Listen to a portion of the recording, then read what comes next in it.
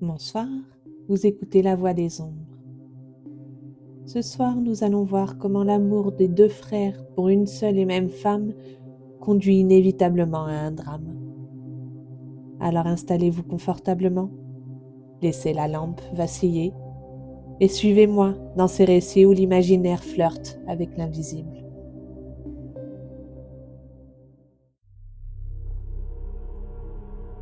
Chapitre 14. Les deux frères. À dater de ce moment, je fus établi au château, et à dater de ce moment commença le drame que je vais vous raconter. Les deux frères devinrent amoureux de moi, chacun avec les nuances de son caractère. Kostaki, dès le lendemain, me dit qu'il m'aimait, déclara que je serais à lui et non à un autre, et qu'il me tuerait plutôt que de me laisser appartenir à qui que ce fût. Grégoriska ne dit rien, mais il m'entoura de soins et d'attention. Toutes les ressources d'une éducation brillante, tous les souvenirs d'une jeunesse passée dans les plus nobles cours de l'Europe furent employés pour me plaire. Hélas, ce n'était pas difficile. Au premier son de sa voix, j'avais senti que cette voix caressait mon âme. Au premier regard de ses yeux, j'avais senti que ce regard pénétrait jusqu'à mon cœur. Au bout de 3 mois, Kostaki m'avait répété 100 fois qu'il m'aimait et je le haïssais. Au bout de 3 mois, Grégoriska ne m'avait pas encore dit un seul mot d'amour, et je sentais que lorsqu'il l'exigerait, je serais tout à lui. Kostaki avait renoncé à ses courses. Il ne quittait plus le château. Il avait momentanément abdiqué en faveur d'une espèce de lieutenant qui de temps en temps venait lui demander ses ordres et disparaissait. Smérande aussi m'aimait d'une amitié passionnée, dont l'expression me faisait peur. Elle protégeait visiblement Kostaki et semblait être plus jalouse de moi qu'il ne l'était lui-même. Seulement, comme elle n'entendait ni le polonais ni le français et que moi je n'entendais pas le moldave, elle ne pouvait faire près de moi des instances bien pressantes en faveur de son fils. Mais elle avait appris à dire en français 3 mots, qu'elle me répétait chaque fois que ses lèvres se posaient sur mon front. Kostaki aime Edwige. Un jour, j'appris une nouvelle terrible et qui venait mettre le comble à mes malheurs. La liberté avait été rendue à ces 4 hommes qui avaient survécu au combat. Ils étaient repartis pour la Pologne en engageant leur parole que l'un d'eux reviendrait avant 3 mois me donner des nouvelles de mon père. L'un d'eux reparut en effet un matin. Notre château avait été pris, brûlé et rasé, et mon père s'était fait tuer en le défendant. J'étais désormais seul au monde. Kostaki redoubla d'instance, et Smérande de tendresse, mais cette fois je prétextai le deuil de mon père. Kostaki insista, disant que plus j'étais isolé, plus j'avais besoin d'un soutien. Sa mère insista, comme et avec lui, plus que lui peut-être. Grégoriska m'avait parlé de cette puissance que les Moldaves ont sur eux-mêmes lorsqu'ils ne veulent pas laisser lire dans leurs sentiments. Il en était, lui, un vivant exemple. Il était impossible d'être plus certaine de l'amour d'un homme que je ne l'étais du sien, et cependant, si l'on m'eût demandé sur quelle preuve reposait cette certitude, il m'eût été impossible de le dire. Nul dans le château n'avait vu sa main toucher la mienne, ses yeux chercher les miens. La jalousie seule pouvait éclairer Kostaki sur cette rivalité, comme mon amour seul pouvait m'éclairer sur cet amour. Cependant, je l'avoue, cette puissance de Grégoriska sur lui-même m'inquiétait. Je croyais certainement, mais ce n'était pas assez. J'avais besoin d'être convaincue, lorsqu'un soir, comme je venais de rentrer dans ma chambre, j'entendis frapper doucement à l'une de ces 2 portes que j'ai désignées comme fermant en dedans. À la manière dont on frappait, je devinai que cet appel était celui d'un ami. Je m'approchai et je demandai qui était là. « Grégoriska », répondit une voix à l'accent de laquelle il n'y avait pas de danger que je me trompasse. « Que me voulez-vous » lui demandai-je toute tremblante. « Si vous avez confiance en moi, » dit Grégoriska, « si vous me croyez un homme d'honneur, accordez-moi ma demande. » « Quelle est-elle » ? « Éteignez votre lumière, comme si vous étiez couché, et dans une demi-heure, ouvrez-moi votre porte. »« Revenez dans une demi-heure, » fut ma seule réponse. J'éteignis ma lumière et j'attendis. Mon cœur battait avec violence, car je comprenais qu'il s'agissait de quelque événement important. La demi-heure s'écoula. J'entendis frapper plus doucement encore que la première fois. Pendant l'intervalle, j'avais tiré les verrous. Je n'eus donc qu'à ouvrir la porte. Grégoriska entra, et sans même qu'il me le dît, je repoussai la porte derrière lui et fermai les verrous. Il resta un moment muet et immobile, m'imposant silence du geste. Puis lorsqu'il se fut rassuré que nul danger urgent ne nous menaçait, il m'emmena au milieu de la vaste chambre et sentant à mon tremblement que je ne saurais rester debout, il alla me chercher une chaise. Je m'assis, ou plutôt je me laissai tomber dans cette chaise. « Oh mon Dieu, lui dis-je, qu'y a-t-il donc, et pourquoi tant de précautions ?»« Parce que ma vie, ce qui ne serait rien, parce que la vôtre peut-être aussi, dépendent de la conversation que nous allons avoir. » Je lui saisis la main, tout effrayé. Il porta ma main à ses lèvres, tout en me regardant pour me demander pardon d'une pareille audace. Je baissai les yeux. C'était consentir. « Je vous aime, » me dit-il de sa voix mélodieuse comme un chant. « M'aimez-vous » ? « Oui, » lui répondis-je. « Consentiriez-vous à être ma femme » ? « Oui. » Il passa la main sur son front avec une profonde aspiration de bonheur. « Alors vous ne refuserez pas de me suivre. Je vous suivrai partout. Car vous comprenez, continua-t-il, que nous ne pouvons être heureux qu'en fuyant. »« Oh oui, m'écriai-je, fuyons !»« Silence, fit-il en tressaillant, silence. »« Vous avez raison. » Et je me rapprochai toute tremblante de lui. « Voici ce que j'ai fait, me dit-il. Voici ce qui fait que j'ai été si longtemps sans vous avouer que je vous aimais. Ce que je voulais, une fois sûr de votre amour, que rien ne put s'opposer à notre union. Je suis riche, Edwige, immensément riche, mais à la façon des seigneurs moldaves, riche de terres, de troupeaux, de serfs. Eh bien, j'ai vendu au monastère de Hango pour 1 million de terres, de troupeaux, de villages. Ils m'ont donné pour 300 000 francs de pierreries, pour 100 000 francs d'or, le reste en lettres de change sur Vienne. 1 million vous suffira-t-il ? Je lui serrai la main. Votre amour m'eût suffi, Grégoriska, jugez. Eh bien, écoutez. Demain, je vais au monastère de Hango pour prendre mes derniers arrangements avec le supérieur. Il me tient des chevaux prêts. Ces chevaux nous attendront à partir de 9 heures, cachés à 100 pas du château. Après souper, vous remontez comme aujourd'hui. Comme aujourd'hui, vous éteignez votre lumière. Comme aujourd'hui, j'entre chez vous. Mais demain, au lieu d'en sortir seul, vous me suivez. Nous gagnons la porte qui donne sur la campagne. Nous trouvons nos chevaux. Nous nous élançons dessus. Et après-demain, au jour, nous avons fait 30 lieues. Que ne sommes-nous à un après-demain, cher Edwige ? Grégoriska me serra contre son cœur. Nos lèvres se rencontrèrent. Oh, il l'avait bien dit, c'était un homme d'honneur à qui j'avais ouvert la porte de ma chambre. Mais il le comprit bien. Si je ne lui appartenais pas de corps, je lui appartenais d'âme. La nuit s'écoula sans que je pusse dormir un seul instant. Je me voyais fuyant avec Grégoriska. Je me sentais emporté par lui comme je l'avais été par Kostaki, seulement cette fois, cette course terrible, effrayante, funèbre, se changeait en une douce et ravissante étreinte à laquelle la vitesse ajoutait la volupté, car la vitesse a aussi une volupté à elle. Le jour vint, je descendis. Il me sembla qu'il y avait quelque chose de plus sombre encore qu'à l'ordinaire dans la façon dont Kostaki me salua. Son sourire n'était même plus une ironie, c'était une menace. Quant à Smérande, elle me parut la même que d'habitude. Pendant le déjeuner, Grégoriska ordonna ses chevaux. Kostaki ne parut faire aucune attention à cet ordre. Vers 11 heures, il nous salua, annonçant son retour pour le soir seulement et priant sa mère de ne pas l'attendre à dîner. Puis se retournant vers moi, il me pria à mon tour d'agréer ses excuses. Il sortit. L'œil de son frère le suivit jusqu'au moment où il quitta la chambre, et en ce moment, il jaillit de cet œil un tel éclair de haine que je frissonnai. La journée s'écoula au milieu de transes que vous pouvez concevoir. Je n'avais fait confidence de nos projets à personne, à peine même dans mes prières si j'avais osé en parler à Dieu, et il me semblait que ces projets étaient connus de tout le monde, que chaque regard qui se fixait sur moi pouvait pénétrer et lire au fond de mon cœur. Le dîner fut un supplice. Sombre et taciturne, Kostaki parlait rarement. Cette fois, il se contenta d'adresser 2 ou 3 fois la parole en moldave à sa mère, et chaque fois l'accent de sa voix me fit tressaillir.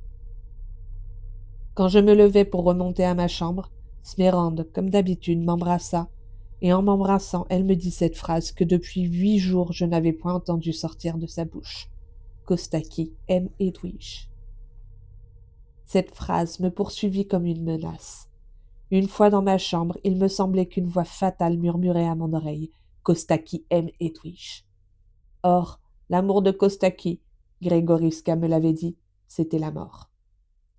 Vers 7 heures du soir, et comme le jour commençait à baisser, je vis Kostaki traverser la cour. Il se retourna pour regarder de mon côté, mais je me rejetai en arrière, afin qu'il ne pût me voir. J'étais inquiète, car aussi longtemps que la position de ma fenêtre m'avait permis de le suivre, je l'avais vu se dirigeant vers les écuries. Je me hasardai à tirer les verrous de ma porte et à me glisser dans la chambre voisine d'où je pouvais voir tout ce qu'il allait faire. En effet, il se rendait aux écuries. Il en fit sortir alors lui-même son cheval favori, le sella de ses propres mains et avec le soin d'un homme qui attache la plus grande importance aux moindres détails. Il avait le même costume sous lequel il m'était apparu pour la première fois. Seulement pour toute arme, il portait son sabre. Son cheval scellé, il jeta les yeux encore une fois sur la fenêtre de ma chambre. Puis, ne me voyant pas, il sauta en selle, se fit ouvrir la même porte par laquelle était sorti et par laquelle devait rentrer son frère, et s'éloigna au galop dans la direction du monastère de Hango. Alors mon cœur se serra d'une façon terrible. Un pressentiment fatal me disait que Kostaki allait au-devant de son frère. Je restai à cette fenêtre tant que je pus distinguer cette route qui, à un quart de lieue du château, faisait un coude et se perdait dans le commencement d'une forêt. Mais la nuit descendit à chaque instant plus épaisse. La route finit par s'effacer tout à fait. Je restai encore. Enfin mon inquiétude, par son excès même, me rendit ma force, et comme c'était évidemment dans la salle d'en bas que je devais avoir les premières nouvelles de l'un et de l'autre des deux frères, je descendis. Mon premier regard fut pour Smérande. Je vis au calme de son visage qu'elle ne ressentait aucune appréhension. Elle donnait ses ordres pour le souper habituel, et les couverts des deux frères étaient à leur place. Je n'osais interroger personne. D'ailleurs, qui eusse pu interroger? Personne au château, excepté Kostaki et Grégoriska, ne parlait aucune des deux langues que je parlasse. Au moindre bruit, je tressaillais. C'était à 9 heures ordinairement que l'on se mettait à table pour le souper. J'étais descendu à 8h30. Je suivais des yeux l'aiguille des minutes dont la marche était presque visible sur le vaste cadran de l'horloge. L'aiguille voyageuse franchit la distance qui laisse séparer du quart. Le quart sonna. La vibration retentit sombre et triste, puis l'aiguille reprit sa marche silencieuse, et je la vis de nouveau parcourir la distance avec la régularité et la lenteur d'une pointe de compas. Quelques minutes avant 9 heures, il me sembla entendre le galop d'un cheval dans la cour. Smérande l'entendit aussi, car elle tourna la tête du côté de la fenêtre, mais la nuit était trop épaisse pour qu'elle pût voir. Oh, si elle m'eût regardé en ce moment, comme elle eût pu deviner ce qui se passait dans mon cœur. On n'avait entendu que le trot d'un seul cheval, et c'était tout simple. Je savais bien, moi, qu'il ne reviendrait qu'un seul cavalier. Mais lequel? Des pas résonnèrent dans l'antichambre. Ces pas étaient lents et semblaient peser sur mon cœur.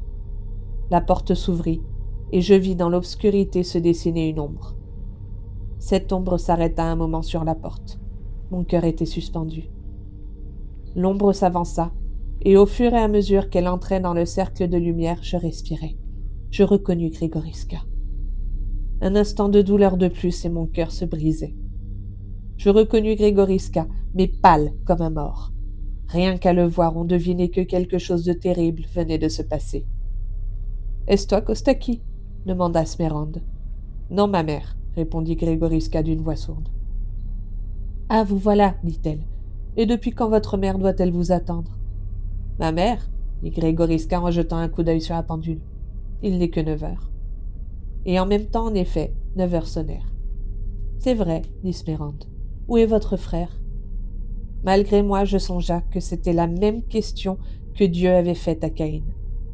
Grégoriska ne répondit point. « Personne n'a-t-il vu Kostaki » demanda Smérande. Le vatar, ou majordome, s'informa autour de lui. « Vers 7 heures, dit-il, le comte a été aux écuries, a sellé son cheval lui-même et est parti par la route de Hango. » En ce moment, mes yeux rencontrèrent les yeux de Grégoriska. Je ne sais si c'était une réalité ou une hallucination, il me sembla qu'il avait une goutte de sang au milieu du front. Je portai lentement mon doigt à mon propre front, indiquant l'endroit où je croyais voir cette tache. Grégoriska me comprit. Il prit son mouchoir et s'essuya. Oui, oui, murmura Smérande. Il aura rencontré quelque ours, quelque loup, qu'il se sera amusé à poursuivre. Voilà pourquoi un enfant fait attendre sa mère. Où l'avez-vous laissé, Grégoriska? Dites. Ma mère, répondit Grégoriska d'une voix émue mais assurée. Mon frère et moi ne sommes pas sortis ensemble. C'est bien, dit Smérande. Que l'on serve, que l'on se mette à table et que l'on ferme les portes. Ceux qui seront dehors coucheront dehors. Les 2 premières parties de cet ordre furent exécutées à la lettre. Smérande prit sa place, Grégoriska s'assit à sa droite et moi à sa gauche. Puis les serviteurs sortirent pour accomplir la 3e, c'est-à-dire pour fermer les portes du château. En ce moment, on entendit un grand bruit dans la cour, et un valet tout effaré entra dans la salle en disant « Princesse, le cheval du comte Kostaki vient de rentrer dans la cour seul et tout couvert de sang. »« Oh !» murmura Smérande en se dressant pâle et menaçante. C'est ainsi qu'est rentré un soir le cheval de son père. Je jetai les yeux sur Grégoriska. Il n'était plus pâle, il était livide. En effet, le cheval du comte Koproli était rentré un soir dans la cour du château, tout couvert de sang, et 1 heure après, les serviteurs avaient retrouvé et rapporté le corps couvert de blessures. Smérande prit une torche des mains d'un des valets, s'avança vers la porte, l'ouvrit et descendit dans la cour. Le cheval, tout effaré, était contenu malgré lui par les 3 ou 4 serviteurs qui unissaient leurs efforts pour l'apaiser. Smérande s'avança vers l'animal, regarda le sang qui tachait sa selle et reconnut une blessure au haut de son front. « Kostaki a été tué en face, dit-elle, en duel et par un seul ennemi. Cherchez son corps, enfant. Plus tard, nous chercherons son meurtrier. » Comme le cheval était rentré par la porte de Hango, tous les serviteurs se précipitèrent par cette porte, et on vit leurs torches s'égarer dans la campagne et s'enfoncer dans la forêt, comme, dans un beau soir d'été, on voit scintiller les lucioles dans les plaines de Nice et de Pise. Smérande, comme si elle eût été convaincue que la recherche ne serait pas longue, attendit debout à la porte. Pas une larme ne coulait des yeux de cette mère désolée, et cependant on sentait gronder le désespoir au fond de son cœur. Grégoriska se tenait derrière elle, et j'étais près de Grégoriska. Il avait un instant, en quittant la salle, eu l'intention de m'offrir le bras, mais il n'avait point osé. Au bout d'un quart d'heure à peu près, on vit au tournant du chemin reparaître une torche, puis 2, puis toutes les torches. Seulement cette fois, au lieu de s'éparpiller dans la campagne, elles étaient massées autour d'un centre commun. Ce centre commun, on put bientôt voir qu'il se composait d'une litière et d'un homme étendu sur cette litière. Le funèbre cortège s'avançait lentement, mais il s'avançait. Au bout de 10 minutes, il fut à la porte. En apercevant la mère vivante qui attendait le fils mort, ceux qui le portaient se découvrirent instinctivement, puis ils rentrèrent silencieux dans la cour. Smérande se mit à leur suite, et nous suivîmes Smérande. On atteignit ainsi la grande salle dans laquelle on déposa le corps. Alors faisant un geste de suprême majesté, Smérande écarta tout le monde, et s'approchant du cadavre, elle mit un genou en terre devant lui, écarta les cheveux qui faisaient un voile à son visage, le contempla longtemps, les yeux secs toujours, puis ouvrant la robe moldave, écarta la chemise souillée de sang. Cette blessure était au côté droit de la poitrine. Elle avait dû être faite par une lame droite et coupante des 2 côtés. Je me rappelais avoir vu le jour même, aux côtés de Grégoriska, le long couteau de chasse qui servait de baïonnette à sa carabine. Je cherchais à son côté cette arme, mais elle avait disparu. Smérande demanda de l'eau, trempa son mouchoir dans cette eau et lava la plaie. Un sang frais et pur vint rougir les lèvres de la blessure. Le spectacle que j'avais sous les yeux pressentait quelque chose d'atroce et de sublime à la fois.